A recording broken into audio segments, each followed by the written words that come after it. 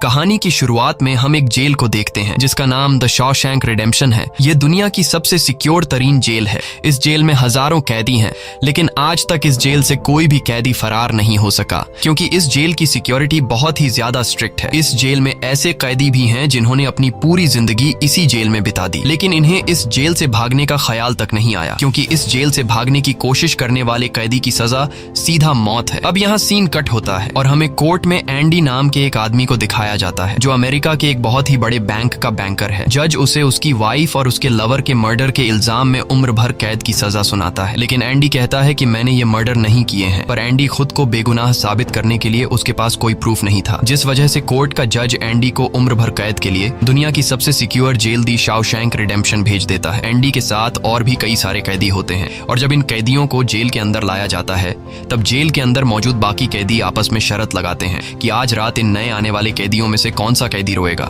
और इसके लिए ये लोग एक डिब्बी सिगरेट की शर्त लगाते हैं। ये लोग बाहर लाइन से खड़े नए आने वाले कैदियों में से एक एक कैदी को चुन लेते हैं। तब रेड नाम का एक कैदी एंडी पर दांव लगाता है क्योंकि उसे लगता है कि एंडी बहुत ही मासूम है और वो बहुत ही अमीर घर का है जिसने कभी तकलीफ नहीं झेली, इसलिए उसे लगता है कि वो आज रात सबसे पहले रोएगा। इसके बाद सभी कैदियों को लाइन से जेल के अंदर लाया जाता है और हर एक कैदी को उसके सेल में बंद कर दिया जाता है। कुछ देर बाद रात हो जाती है और तब पुराने कैदी नए आने वाले कैदियों पर चिल्लाने लगते हैं ताकि उनमें से कोई डर जाए और रोने लगे, और ऐसा ही होता है। इन नए आने वाले कैदियों में से एक कैदी फूट फूट कर रोने लगता है और कहता है कि मुझे घर जाना है। तब वहाँ गार्ड आते हैं और उसे रोने से मना करते हैं, लेकिन जब वो आदमी रोना बंद नहीं करता तब गार्ड उसे सेल से बाहर निकालकर इतना पीटते हैं कि वह बेहोश हो जाता है। दूसरी तरफ रेड एंडी पर लगाया हुआ दांव हार जाता है और रेड समझ जाता है कि एंडी बहुत ही स्ट्रांग है क्योंकि इतना डराने के बावजूद उसने एक आवाज तक नहीं की। इसलिए अगले दिन रेड अपने साथी को सिगरेट का एक डिब्बा दे देता है क्योंकि रेड एंडी पर लगाया हुआ दांव हार चुका था। तभी हम एंडी को देखते हैं जो अकेला चुपचाप ब्रेकफास्ट कर रहा होता है। तब एंडी की मुलाकात जेल के सबसे पुराने कैदी ब्रुक्स से होती है। ब्रुक्स को यहाँ इस जेल में लगभग 50 साल पूरे होने वाले हैं। एंडी समझदारी से ब्रुक्स से इस जेल के सभी छोटे बड़े रूल्स और हर एक कैदी के बारे में जानने की कोशिश करता है। तब ब्रुक्स एंडी को जेल का हर एक सीक्रेट बता देता है और वो एंडी से कहता है कि अगर तुम्हें जेल के बाहर से कुछ मंगवाना हो तो रेड नाम के कैदी के पास जाना। ये सुनते ही एंडी भी इंतजार नहीं करता और वह सीधा रेड के पास पहुंच जाता है और रेड से कहता है कि मैंने सुना है तुम बाहर से किसी भी चीज को अंदर मंगवा सकते हो। तब रेड कहता है हाँ मैं मंगवा सकता हूँ, लेकिन ऐसी चीज जो यहाँ से भागने या फिर किसी को मारने में काम ना आती हो। एंडी रेड से कहता है कि मुझे हैमर यानी एक हथौड़ा चाहिए। हथौड़े का नाम सुनते ही रेड कहता है कि तुम्हें हथौड़ा ही क्यों चाहिए, क्या तुम हथौड़े से किसी को मारने वाले तो नहीं हो? तब एंडी कहता है नहीं, मैं किसी को मारने वाला नहीं हूँ, मेरा यहाँ कोई भी दुश्मन नहीं है। ये सुनकर रेड कहता है कि तुम्हारा यहाँ दुश्मन तो नहीं है, लेकिन जल्द ही कुछ लोग तुम्हारे दुश्मन बनने वाले हैं। वो कुछ लोगों की तरफ इशारा करके एंडी को वार्न करता है कि इन लोगों की गंदी नजर तुम पर है, इसलिए इनसे बच कर रहना। अगले दिन एंडी के कहने पर रेड उसके लिए हैमर मंगवा देता है और जब वो हथौड़ा देखता है तो रेड हंसने लगता है क्योंकि हथौड़ा साइज में बहुत ही छोटा होता है और रेड मन ही मन सोचता है कि इस हथौड़े से जेल में सुरंग बनाने में 600 साल लग जाएंगे। इसके बाद रेड ब्रुक्स के जरिए एंडी के सेल तक हथौड़ा पहुंचा देता है। ऐसे ही दिन बीतते हैं और एक दिन जब एंडी लॉन्ड्री में काम कर रहा होता है तब वो 3 लोग जिनकी एंडी पर गंदी नजर होती है वो एंडी को पकड़ लेते हैं। एंडी उनसे अपने आप को छुड़ाने की कोशिश करता है पर 3 लोगों को वह अकेले कंट्रोल नहीं कर पा रहा था, इसलिए ये तीनों पहले एंडी को खूब पीटते हैं और फिर एंडी के साथ गलत करते हैं। यह सिलसिला इसी तरह चलता रहता है। ये लोग हमेशा एंडी को पकड़ते और फिर उसे मारकर उसके साथ गलत करते रहते। इस तरह से 2 साल बीत जाते हैं और एक अनाउंस होता है कि छत की मरम्मत के लिए कुछ लोगों की जरूरत है। यहाँ कैदियों की एक टीम छत के काम के लिए तैयार हो जाती है जिसमें रेड और एंडी भी शामिल होते हैं। ये लोग सब अपने काम पर लग जाते हैं और छत पर उनकी देखभाल की जिम्मेदारी एक बहुत ही सख्त सिक्योरिटी गार्ड की होती है जिसका नाम हैडली है। हैडली बहुत ही स्ट्रिक्ट इंसान है जो जरा सी गलती पर कैदियों को बहुत बुरी तरह पीटता है। जब सभी कैदी छत पर काम कर रहे होते हैं तब हैडली थोड़ा परेशान होता है और अपने साथियों से कहता है कि मेरे भाई की हाल ही में मौत हुई है जिसके अकाउंट में $30,000 पड़े हैं। अब मेरे भाई का मेरे अलावा इस दुनिया में और कोई नहीं है, इसलिए उसके पैसे पर मेरा हक बनता है। लेकिन परेशानी की बात यह है कि जब मैं इन $30,000 को अपने अकाउंट में ट्रांसफर करूंगा तब सरकार मुझसे टैक्स के रूप में सारे पैसे ले लेगी। हैडली जब अपने साथियों से यह बातें कर रहा था तब एंडी भी इसकी सारी बातें सुन लेता है। एंडी जो कि एक बहुत बड़ा बैंकर है, उसे पता था कि इन पैसों को बिना गवर्नमेंट को टैक्स दिए कैसे निकाला जा सकता है। इसके बाद एंडी बिना सोचे हैडली के पास जाता है और उससे कहता है कि क्या तुम अपनी बीवी पर भरोसा करते हो? ये बात सुनते ही हैडली को गुस्सा आ जाता है और वह एंडी को पकड़कर छत के किनारे ले जाता है, लेकिन उसे नीचे फेंकने से पहले एंडी उसे बताता है, अगर तुम अपनी बीवी पर भरोसा करते हो कि वह तुम्हें धोखा नहीं देगी तो तुम आसानी से अपने भाई के पैसे अपनी वाइफ के अकाउंट में ट्रांसफर कर सकते हो, वह भी बिना टैक्स दिए, क्योंकि गवर्नमेंट का एक रूल है कि कोई भी इंसान अपनी पत्नी को पूरे जीवन में $60,000 तक गिफ्ट कर सकता है और इन पैसों पर कोई टैक्स नहीं लगता। और एंडी यह भी कहता है कि अगर तुम बाहर से किसी लॉयर को रखोगे तो वह तुमसे बहुत ज्यादा पैसे चार्ज करेगा, लेकिन मैं ये काम तुम्हारे लिए फ्री में कर सकता हूँ। तब हैडली पूछता है, बदले में तुम्हें क्या चाहिए? इस पर एंडी मुस्कुराते हुए कहता है, मुझे कुछ नहीं चाहिए, जब तुम्हारा काम हो जाए तुम बस मेरे सारे दोस्तों को बियर पिला देना। और अगले दिन सभी कैदी छत पर बैठकर बियर का मजा ले रहे होते हैं, यानी एंडी ने हैडली का काम कर दिया था। लेकिन एंडी बियर नहीं पीता, वह एक कोने में बैठकर सभी को बियर पीते देखकर खुश होता है। एंडी के साथी भी उससे बहुत खुश होते हैं क्योंकि जेल में बियर पीना ऑलमोस्ट इम्पॉसिबल था, लेकिन एंडी की वजह से उनकी यह इच्छा पूरी हुई। फिर समय ऐसे ही बीतता है और एंडी और रेड की दोस्ती गहरी हो जाती है। कुछ दिन बाद जेल में सभी कैदियों को फिल्म दिखाई जाती है और सभी लोग रीटा हेवर्थ की फिल्म देख रहे होते हैं। तब एंडी रेड के पास आकर कहता है, मुझे रीटा हेवर्थ का एक बड़ा पोस्टर चाहिए। एंडी रेड से इसलिए पोस्टर मांगता है क्योंकि पूरे जेल में एक रेड ही था जो बाहर से किसी भी चीज को मंगवा सकता था। इसके बाद एंडी बाहर निकलता है, लेकिन जैसे ही वह बाहर आता है वहाँ वही 3 लोग खड़े होते हैं जो एंडी के साथ गलत करते थे। वह एंडी से कहते हैं, चलो हमारे साथ, लेकिन इस बार एंडी मना कर देता है। एंडी के मना करने पर वो लोग उसे पकड़ लेते हैं और उसके साथ जबरदस्ती करने की कोशिश करते हैं, लेकिन एंडी भी उनका मुकाबला करता है, पर वो लोग 3 होते हैं जिस वजह से वो एंडी को बहुत ही बुरी तरह से पीटते हैं। पर आज ये लोग एंडी के साथ कुछ कर नहीं पाते, लेकिन एंडी को ये लोग इतना मारते हैं कि एंडी 1 महीने के लिए अस्पताल में चला जाता है और साथ ही वो आदमी जिसने एंडी को मारा होता है उसे 1 हफ्ते के लिए काल कोठरी में डाल दिया जाता है। 1 हफ्ते बाद जब वो वापस अपने सेल में आता है तो वहां पर वही ऑफिसर होता है जिसका एंडी ने $30,000 का टैक्स बचाया था, और इस ऑफिसर को किसी ने बता दिया था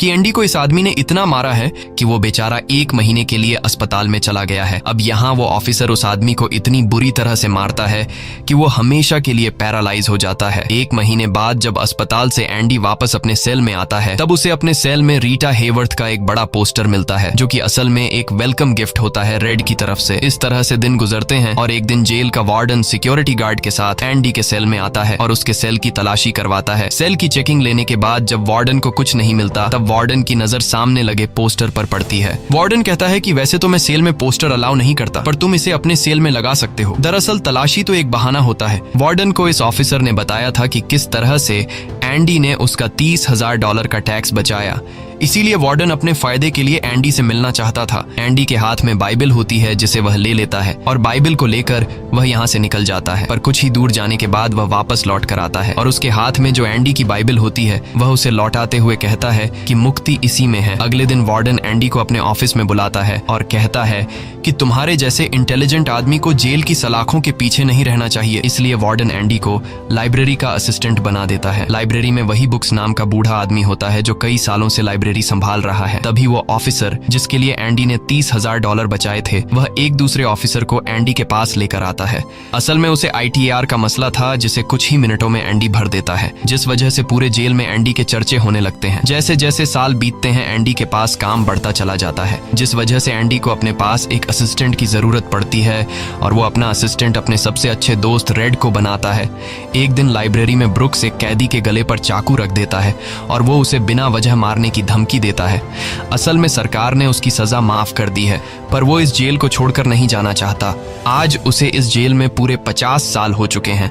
उसकी पूरी जिंदगी इसी जेल में बीत गई है और वो बिल्कुल भूल चुका है कि बाहर की दुनिया कैसी है। ये जेल की दुनिया ही उसकी असली दुनिया है और उसे लगता है कि अगर उसने किसी का खून कर दिया तो उसकी सजा बढ़ जाएगी और उसे इसी जेल में रखा जाएगा। एंडी के समझाने पर ब्रुक्स उस आदमी को जिसकी गर्दन पर उसने चाकू रखा था छोड़ देता है। अब न चाहते हुए भी ब्रुक्स जब जेल से छूटने के बाद बाहर आता है तो उसे बाहर की दुनिया बहुत अजीब लगती है। 50 सालों में बाहर की दुनिया की रफ्तार काफी ज्यादा बढ़ गई होती है। जहाँ सड़क पर पहले एक गाड़ी दिखती थी, अब सड़कों पर गाड़ियों की भीड़ है। कुछ दिन बाद वो एक सुपरमार्केट में काम करने लगता है, लेकिन उसका बाहर की दुनिया में बिल्कुल भी मन नहीं लगता। उसे बार बार जेल की याद आती है और वो जेल में वापस आना चाहता है। इसीलिए वो कभी कभी सोचता है कि वो कोई क्राइम करे ताकि वह फिर से इस जेल में जा सके। लेकिन ब्रुक्स इस उम्र में कोई भी क्राइम नहीं करना चाहता था और इस भीड़ भाड़ वाली तेज रफ्तार वाली जिंदगी में ब्रुक्स सरवाइव नहीं कर पाता और अपनी जान दे देता है। मरने से पहले वो जेल में अपने साथियों के नाम एक खत लिखता है, जिसे पढ़ते हुए सभी बहुत ज्यादा इमोशनल हो जाते हैं। वहीं हमें जेल दिखाई जाती है, जहां पर वार्डन एक नया प्रोग्राम शुरू करता है। इस प्रोग्राम में जेल की कैदियों को बाहर ले जाकर काम करवाया जाएगा ताकि उन्हें पता चल सके कि मेहनत से पैसे कैसे कमाए जाते हैं। और कैदी भी इस काम के लिए मान जाते हैं, क्योंकि वह सब भी बाहर की हवा खाना चाहते थे। और इस तरह से वार्डन इन कैदियों से काम लेता है। पर इस प्रोजेक्ट के जरिए वार्डन को बहुत सारे कॉन्ट्रैक्ट मिल जाते हैं, क्योंकि जेल के कैदियों की लेबर बहुत सस्ती होती है और जो बाहर की लोकल कंस्ट्रक्शन लेबर की टीम होती है उन्हें कहीं पर भी काम नहीं मिलता, क्योंकि वार्डन उनका काम आधी कीमत पर अपने कैदियों से करवाता है। और वार्डन आधी कीमत पर काम इसलिए करता है क्योंकि कैदी कोई लेबर तो थे नहीं जिनको वार्डन दिहाड़ी दे पाता। इसलिए वार्डन फ्री में कैदियों से काम करवाकर बहुत सारा पैसा कमाने लगता है और उसका यह पैसा ब्लैक का होता है। लेकिन एंडी एक बैंकर होने की वजह से वार्डन का सारा ब्लैक मनी व्हाइट में बदल देता है। दरअसल एंडी इन पैसों को एक ऐसे आदमी के नाम पर जमा करता है जो इस दुनिया में है ही नहीं, और वह उसके अकाउंट में सारा पैसा ट्रांसफर कर देता है ताकि अगर कल को पुलिस को पता भी चल जाए तो पुलिस एक ऐसे आदमी को ढूंढ रही होगी जो इस दुनिया में कभी पैदा ही नहीं हुआ। अब यहाँ जेल में एक नया कैदी आता है जिसका नाम टॉमी है। टॉमी बहुत यंग होता है और वह इस छोटी सी उम्र में कई सारी जेलों में जा चुका है। टॉमी एक बहुत ही फ्रेंडली नेचर का था, इसलिए उसकी जल्द ही जेल में बहुत से कैदियों से दोस्ती हो जाती है। एक दिन खाने की टेबल पर टॉमी सबसे कहता है कि मैं पिछले कई सालों से चोरी कर रहा हूँ, इसलिए मैं यहाँ की कई सारी जेलों में जा चुका हूँ और इस बार भी मैं चोरी की वजह से इस जेल में आया हूँ। टॉमी की बात सुनते हुए एंडी उसे कहता है कि अगर तुम चोरी करने के बाद बार बार पकड़े जा रहे हो तो इसका मतलब ये है कि यह काम तुम पर सूट नहीं करता, इसलिए तुम्हें चोरी करना छोड़ देना चाहिए। टॉमी को एंडी की यह बात बिल्कुल ठीक लगती है, इसलिए टॉमी रेड से एंडी के बारे में जानकारी लेने लगता है। टॉमी रेड से कहता है कि एंडी बहुत ही इंटेलिजेंट और डिसेंट इंसान है, उसे जेल क्यों हुई है। रेड उसे बताता है कि एंडी एक बहुत बड़ा बैंकर था, लेकिन उसने अपनी वाइफ और उसके लवर का कत्ल किया, जिस वजह से उसे उम्र भर कैद हुई। यह सुनकर टॉमी सोच में पड़ जाता है, जैसे उसे कुछ याद आया हो। उसके बाद वह एंडी को बुला लेता है। अब टॉमी के सामने एंडी और रेड होते हैं। टॉमी इन दोनों को बताता है कि 4 साल पहले मैं एक जेल में गया था, जहां पर मुझे एक कैदी मिला और उस कैदी ने मुझे बताया कि एक रात वह एक घर में चोरी करने गया। चोरी के दौरान उस घर का मालिक जाग गया। अब पकड़े जाने के डर से उसने उस घर के मालिक और उसकी पत्नी को मार डाला। बाद में उसे पता चला कि वो दोनों पति पत्नी नहीं थे बल्कि लवर थे और वो औरत एक बहुत बड़े बैंकर की पत्नी थी। कुछ समय बाद जब मैंने अखबार में न्यूज पढ़ी तो मुझे पता चला कि पुलिस ने जब इन 2 मर्डर्स के बारे में जांच की तो पुलिस को शक हुआ कि इन दोनों को बैंकर ने मारा है। इसलिए बैंकर को उसकी पत्नी और उसकी पत्नी के लवर के हत्या के इल्जाम में गिरफ्तार कर लिया गया। यहाँ हमें पता चलता है कि एंडी बेगुनाह था। ये सब जानने के बाद एंडी वार्डन के पास जाता है और उससे ये सारी बातें बताता है, पर वार्डन जानबूझकर उसकी बातों पर विश्वास नहीं करता, क्योंकि एंडी वह इंसान है जो उसके काले पैसों को व्हाइट में बदलता है और वार्डन के सारे राज जानता है। इसलिए अगर एंडी यहाँ से चला गया तो वार्डन न तो और पैसे कमा पाएगा और शायद उसके ब्लैक पैसों का राज भी खुल जाएगा। इसलिए वह एंडी से कहता है कि यह एक झूठी कहानी है, मुझे ऐसी कहानियां रोज सुनने को मिलती हैं। एंडी वार्डन से वादा करता है कि अगर मैं आजाद भी हो गया तो मैं तुम्हारा राज ही रखूंगा, लेकिन वार्डन एंडी की कोई भी बात नहीं सुनता। यह देखकर एंडी को बहुत गुस्सा आता है कि मैंने इस आदमी की इतनी मदद की, लेकिन आज बेगुनाह होने के बावजूद भी मुझे यह बाहर नहीं जाने दे रहा। इसलिए एंडी वार्डन पर चिल्ला पड़ता है। तब वार्डन एंडी को 1 महीने के लिए काल कोठरी में डाल देता है और उसके बाद वह सीधे टॉमी के पास जाता है और वार्डन टॉमी से पूछता है कि क्या तुमने जो बातें एंडी को बताई हैं वह सारी सच हैं। टॉमी कहता है हाँ ये बिल्कुल सच है। इसके बाद वह टॉमी से कहता है कि क्या अगर तुम्हें कोर्ट में बुलाया जाए तो तुम कोर्ट में इस बात की गवाही दे सकते हो। तब टॉमी कहता है हाँ मैं इसके लिए तैयार हूँ। यह सुनते ही वार्डन ऊपर गार्ड को इशारा करता है और वह गार्ड टॉमी को गोलियों से छलनी कर देता है।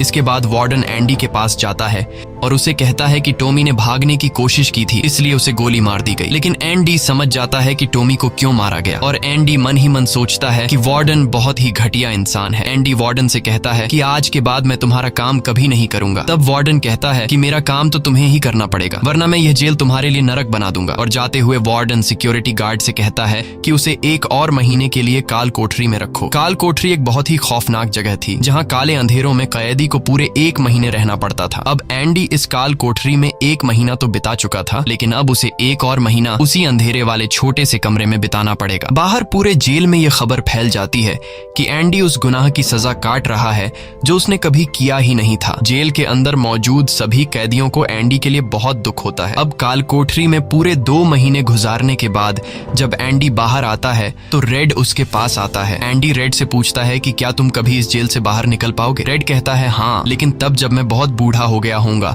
और मेरा दिमाग काम करना बंद कर देगा। एंडी कहता है कि मैं यहाँ से निकलकर मेक्सिको जाऊंगा। मेक्सिको में समुद्र किनारे एक बहुत खूबसूरत जगह है। कहा जाता है कि इंसान अपने आप को वहाँ खो देता है। मैं वहाँ अपना एक रेस्टोरेंट खोलूंगा, समुद्र किनारे अपनी नाव की रिपेयर करूंगा और वहाँ मुझे एक जोगाड़ी आदमी की जरूरत पड़ेगी जो मेरे लिए बाहर से सामान लाया करेगा। असल में वह रेड की तरफ इशारा कर रहा था। रेड ये सुनकर कहता है कि उम्मीद बहुत खतरनाक चीज होती है, ये इंसान को पागल तक कर देती है। तुम्हें सच्चाई की दुनिया में वापस लौटना होगा। मेक्सिको यहाँ से बहुत दूर है। ये कहकर रेड वहाँ से जाने लगता है, लेकिन जाने से पहले एंडी रेड से कहता है कि वादा करो कि अगर तुम कभी यहाँ से रिहा हुए तो मेरा एक काम करोगे। रेड कहता है हाँ, मैं जरूर करूंगा। तब एंडी रेड को एक एड्रेस बताता है और कहता है कि जब भी तुम यहाँ से छूट जाओ तो उस जगह जाना जहाँ एक बड़े मैदान के बीच एक खूबसूरत पेड़ है। उसी पेड़ के नीचे मैंने अपनी वाइफ को प्रपोज किया था। वह रेड से कहता है कि उसी पेड़ के नीचे एक दीवार के अंदर तुम्हें काले रंग का पत्थर मिलेगा जिसके नीचे मैंने एक बॉक्स छिपाया है, और जब भी तुम रिहा हो जाओगे तो वहां जाकर उस पत्थर के नीचे उस बॉक्स को देखना कि उसमें क्या है। यह कहकर एंडी वहां से चला जाता है और सीधा वार्डन के पास पहुंचता है। वह वार्डन का काम पूरा करके उसके सारे डॉक्यूमेंट्स एक खास तिजोरी में रखता है। डॉक्यूमेंट्स रखने के बाद वार्डन एंडी को अपने कपड़े देता है। वह एंडी से कहता है कि मेरे कपड़े प्रेस करवा देना और मेरे जूतों को शीशे की तरह चमका देना। इसके बाद एंडी वापस अपने सेल में आ जाता है। वहीं दूसरी तरफ रेड आज रात बहुत परेशान होता है क्योंकि उसे डर था कि एंडी कहीं खुद को मार न दे। इस तरह से रात गुजर जाती है और सुबह होती है। सुबह होते ही सभी कैदियों के सेल के दरवाजे खुल जाते हैं और सभी कैदी बाहर आ जाते हैं, लेकिन एंडी सेल से बाहर नहीं आता। ये पिछले 20 सालों में पहली बार ऐसा हो रहा था कि कोई कैदी सुबह अपने सेल से बाहर नहीं आया। तब रेड की नजर भी एंडी के सेल की तरफ होती है और रेड की परेशानी बढ़ती रहती है कि कहीं एंडी ने खुद को मार तो नहीं दिया। तभी एक गार्ड बहुत गुस्से में एंडी के सेल की तरफ जाता है, लेकिन वहां पहुंचकर जब वह देखता है तो उसकी आंखें खुली की खुली रह जाती हैं क्योंकि अंदर सेल में कोई भी नहीं था और एंडी वहां से फरार हो चुका था। अब हम वार्डन को देखते हैं जो अपने जूते पहनने के लिए निकालता है, लेकिन उस बॉक्स में उसके नहीं बल्कि एंडी के पुराने जूते होते हैं। और तभी पूरे जेल में सायरन बजने लगता है और यह सायरन होता है किसी कैदी के भागने का। वार्डन तेजी से एंडी के सेल में जाता है और वहां वह देखता है कि एंडी नहीं है। इसके बाद वह सिक्योरिटी गार्ड से कहता है कि जाओ और रेड को बुलाकर लाओ क्योंकि वह हमेशा एंडी के साथ रहता था। यहाँ पर रेड को भी बुलाया जाता है। वार्डन रेड से पूछता है कि यह एंडी कहाँ है। रेड कहता है कि मुझे क्या पता। इस बात पर वार्डन को बहुत गुस्सा आता है। वह कहता है क्या वह कोई भूत था जो रातों रात यहाँ से गायब हो गया। गुस्से में वार्डन वहाँ पड़े पत्थर उठाता है और उनसे गार्ड्स और रेड को मारने लगता है और एक पत्थर वह उस पोस्टर पर भी मारता है जो दीवार पर लगा होता है, पर पत्थर टकराकर नीचे नहीं गिरता बल्कि पोस्टर के आर पार हो जाता है। और जब वार्डन उसके अंदर हाथ डालता है तो देखता है कि एंडी ने वहाँ एक बहुत बड़ी सुरंग बना रखी थी जिसे देखकर सब हैरान हो जाते हैं क्योंकि यह दीवार बहुत मजबूत होती है। बिना मशीन के इस दीवार में सुरंग बनाना लगभग नामुमकिन था, पर एंडी ने नामुमकिन को मुमकिन कर दिखाया और यहाँ से फरार हो गया। इसके बाद सभी गार्ड्स वहाँ जाते हैं जहाँ से एंडी बाहर निकला था। वहाँ उन्हें एंडी के पुराने कपड़े और वह हथौड़ी मिलती है जो आज से 20 साल पहले एंडी ने रेड से मंगवाई थी। ये वही हथौड़ी होती है जिससे पिछले 20 सालों से एंडी अपनी सेल की दीवार में सुरंग बना रहा था। 20 सालों से एंडी ने यह काम इतनी बारीकी से किया कि किसी को पता तक नहीं चला। साथ ही दीवार से जो भी मिट्टी निकलती थी वह उसे अपनी जेब में रखकर ग्राउंड में बिखेर देता था। एंडी ने आखिरी बार जब वार्डन के लिए काम किया था तो वह वार्डन के काले पैसों के सारे डॉक्यूमेंट्स अपने पास रख लेता है और उसके पास जो उसकी बाइबल होती है वह उसे वार्डन की नजरों के सामने चालाकी से उसकी तिजोरी में रख देता है और एंडी वार्डन को ऐसे दिखाता है कि जैसे ये बाइबल नहीं बल्कि उसके डॉक्यूमेंट्स हैं। साथ ही वार्डन ने जो अपने कपड़े उसे प्रेस करने के लिए दिए थे, एंडी पहले वार्डन के कपड़ों को पहनता है और फिर उसके ऊपर अपने पुराने कपड़े पहन लेता है और वे जूते जो वार्डन ने उसे शीशे की तरह चमकाने के लिए दिए थे एंडी उन्हें पहनकर निकल जाता है। रात को जैसे ही सारी लाइट्स बंद होती हैं, एंडी अपने सेल में की गई सुरंग से बाहर निकलता है। इसके बाद वह एक गटर का पाइप तोड़ता है और उस पतले से गटर के पाइप में रेंगता हुआ उस जेल से फरार हो जाता है। जाता है, जिससे आज तक कोई भी भाग नहीं सका था। हालांकि एंडी जिस गटर के पाइप से रेंगता हुआ बाहर निकला था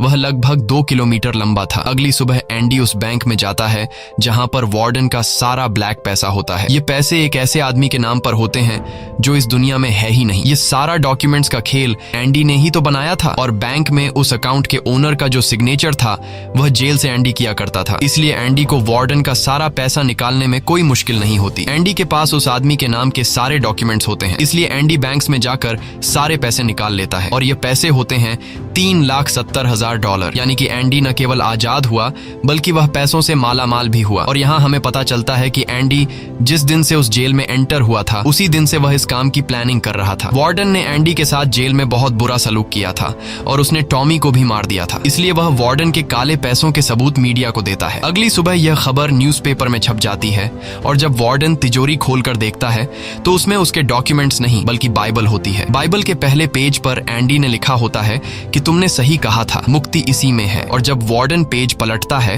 तो वह देखता है कि वहां पर हथौड़ी का एक निशान होता है। दरअसल एंडी ने बाइबल के पेजेस को हथौड़ी की शेप में काटकर एक सांचा बनाया हुआ था जिसके अंदर वह अपनी हथौड़ी छिपाया करता था। और आज से 20 साल पहले जब वार्डन पहली बार एंडी की सेल में गया था और उसने एंडी की बाइबल उसके हाथ से लेकर वापस उसे लौटा दी थी, उस समय भी वह हथौड़ी उसी बाइबल के अंदर थी। यह देखकर वार्डन को एक बहुत बड़ा झटका लगता है। दूसरी तरफ वार्डन के काले पैसों की खबर पूरे शहर में फैल चुकी थी, इसलिए जेल के बाहर रिपोर्टर्स और पुलिस वार्डन को गिरफ्तार करने के लिए आ रही होती है। और इससे पहले कि पुलिस उसे गिरफ्तार करती, वार्डन अपने आप को गोली मार देता है। कुछ समय बीतने के बाद एंडी के दोस्त रेड की सजा भी माफ कर दी जाती है और उसे गवर्नमेंट की तरफ से एक नौकरी भी दिलाई जाती है। पर बाहर की दुनिया में रेड का दिल बिल्कुल नहीं लगता क्योंकि उसने अपनी जिंदगी के 40 साल जेल में गुजारे थे। रेड भी उसी कमरे में रहता है जहां पर ब्रुक्स रहा करता था और रेड भी अपनी जान देना चाहता है, पर तभी उसे याद आता है कि उसने एंडी से वादा किया था। इसके बाद वह उस जगह के लिए गाड़ी में रवाना हो जाता है और वह उस बड़े घास के मैदान में जाता है जहां पर एक बहुत बड़ा पेड़ होता है, साथ ही पत्थरों की दीवार भी होती है। उस दीवार पर एक काले रंग का पत्थर होता है और जब वह उस पत्थर को उठाता है तो उसके नीचे एक बॉक्स होता है। उस बॉक्स के अंदर कुछ पैसे और एक लेटर होता है। ये लेटर एंडी का होता है। उस लेटर में लिखा होता है कि एंडी रेड का उसी जगह पर इंतजार कर रहा है जिस जगह के बारे में एंडी ने रेड को जेल में बताया था। उसके आगे एंडी ने लिखा होता है कि उम्मीद अच्छी चीज होती है। इसके बाद रेड उस जगह पहुंच जाता है और जब वह समुद्र किनारे जाता है तो वो देखता है कि एंडी नाव में बैठकर अपनी नाव ठीक कर रहा है।